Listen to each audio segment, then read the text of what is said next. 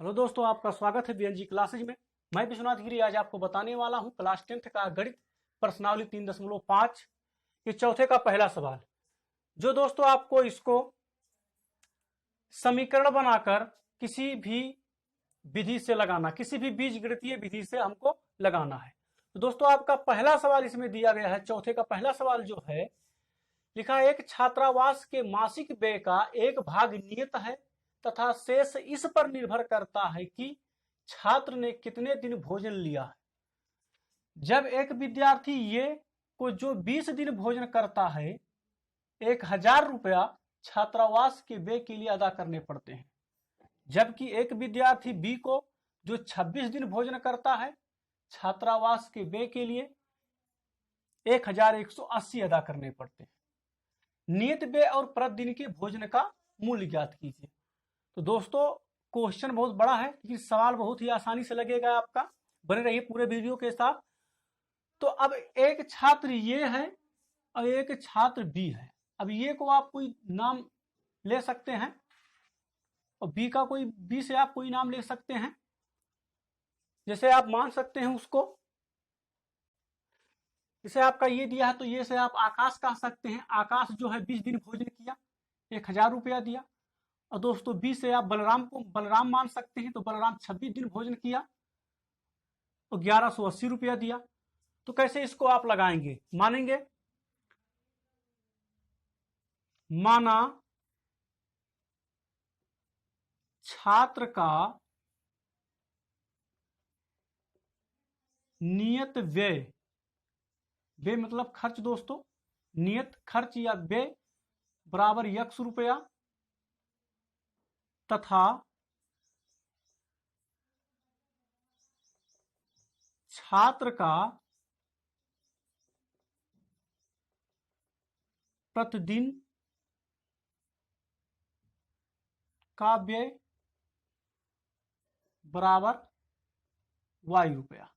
ठीक है दोस्तों, हम मान लिए कि नियत जो व्यय है उसका सिर्फ ये मासिक महीने की बात पूरा हो रही है। छात्र का नियत व्यय है x रुपया तथा छात्र का प्रतिदिन का व्यय है y रुपया। अब दोस्तों ये के लिए यानी कि आकाश के लिए आप मान सकते हैं, लिखेंगे ये द्वारा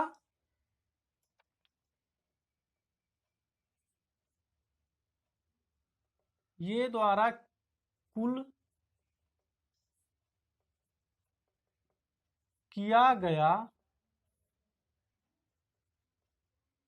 व्यय बराबर दोस्तों कितना खर्चा किया हुआ है, वो 1000 रुपया खर्चा किया हुआ है।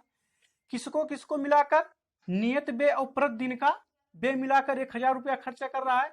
तो नियत व्यय है आपका x रुपया प्लस प्रतिदिन का है दोस्तों y, लेकिन वहां 20 दिन भोजन करता है तो आपका हो जाएगा 20y बराबर दोस्तों आपका हो जाएगा 1000।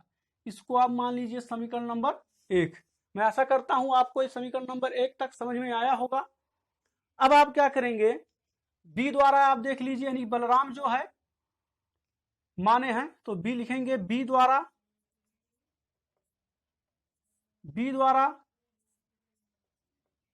कुल किया गया व्यय। तो दोस्तों उसने 1180 रुपया खर्चा किया है पूरा। कितना मिलाकर आपका नियत है, नियत जो व्यय है x प्लस कितना दिन वहां भोजन करता रहा, 26 दिन, तो 26y हो जाएगा आपका और बराबर दोस्तों आपका 1180 हो जाएगा। इसको मान लीजिए समीकरण नंबर 2। अब दोस्तों आपको आपके चौथे नंबर सवाल में कहा गया है कि इसको समीकरण बनाकर, तो समीकरण तो हमने बना लिया, कह रहा किसी भी बीजगणितीय विधि से हल करना है। तो दोस्तों मैं एक विधि आपको बता रहा हूं, चलिए हम आपको बता दे रहे, प्रतिस्थापन विधि, या आप विलोपन विधि से लगा सकते हैं इसको। चलिए हम विलोपन विधि से ही लगा दे रहे हैं, लिखेंगे विलोपन विधि से। दोस्तों इसको प्रतिस्थापन विधि से, विलोपन विधि से, वज्रगुणन विधि से भी आप इसको हल कर सकते हैं दोस्तों। तो अगर दोस्तों आपको कोई और विधि से हल लगाना है तो आप कमेंट बॉक्स में लिखकर बता सकते हैं। तो अब विलोपन विधि से कैसे लगाएंगे दोस्तों आप, अब आप क्या करेंगे, समीकरण 2 में से समीकरण 1 को घटा दीजिए। चलिए इधर लगा दे रहे हैं, समीकरण 2 में से समीकरण 1 को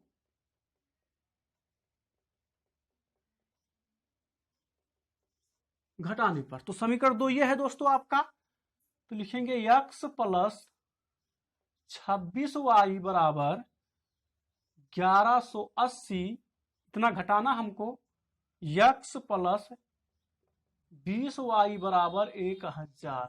ठीक है दोस्तों, ये आपका माइनस हो जाएगा, ये भी माइनस, ये भी माइनस हो जाएगा, ये कट जाएगा। 26y में से 20y जब घटेगा तो आपका आएगा 6y, और 1180 में से 1000 घटेगा दोस्तों तो आपका आ जाएगा 180। y बराबर दोस्तों हो जाएगा 180/6 हो जाएगा आपका,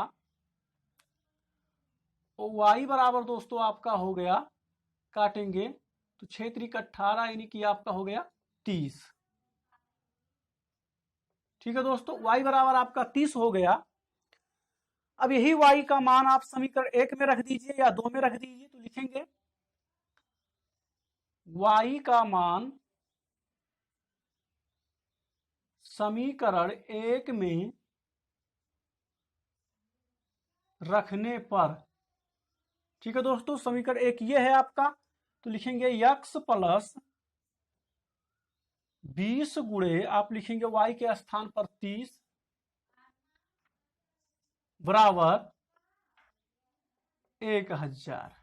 ठीक है दोस्तों, और x बराबर दोस्तों आप इसका जब गुणा करेंगे तो ये आपका 600 होगा, और 600 को उधर पक्षांतर कर दीजिए तो आपका होगा 1000 माइनस 600, तो ये x बराबर दोस्तों आपका आ जाएगा 400।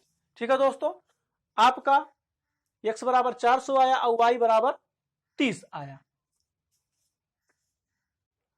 अब दोस्तों आपका दोनों छात्रों का जो आपका नियत व्यय है वह 400 है, और प्रतिदिन का जो व्यय है वह दोस्तों आपका 30 रुपया है।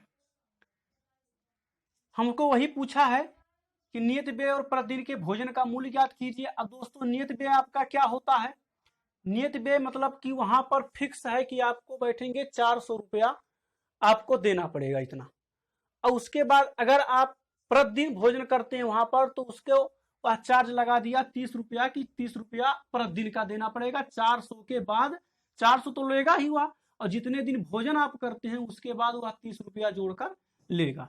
तो आप दोस्तों लिख सकते हैं कि नियत व्यय बराबर 400 और प्रतिदिन का व्यय 30 रुपया। ठीक है दोस्तों, तो यह आपका सवाल लग गया है। तो दोस्तों आपको सवाल कैसा लगा कमेंट बॉक्स में लिखकर जरूर बताएं, और अभी तक आपने हमारे चैनल को सब्सक्राइब नहीं किया तो चैनल को सब्सक्राइब करिए। धन्यवाद।